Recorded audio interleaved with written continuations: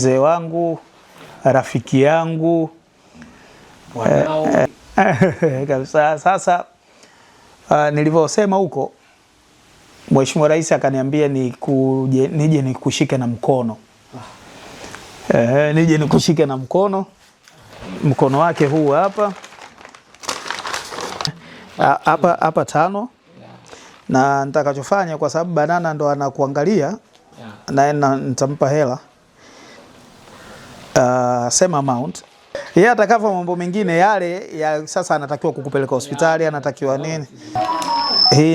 Hii ni salamu za mheshimiwa mama. Salamu za mama. Kwa hiyo hizo ni salamu zake, anakuambia ugue pole. Upone haraka. Maana wanasema kuugua pole maana yake usipone. Sasa wewe upone haraka. Mimi binafsi ningependa kukusikia unaimba tena, unapiga magita tena. Kweli mimi mama nakushukuru sana. Mama Rais, nakushukuru kijana wako Mheshimiwa Hamisi Mwinyi amekuja kuniona, kaja kunishika mkono kati ya joto. Kwa kweli nimeshukuru Mungu, na ndio ananishughulikia hospitali. Nina afya kuliko ilivyokuwa 2 wiki zilizopita.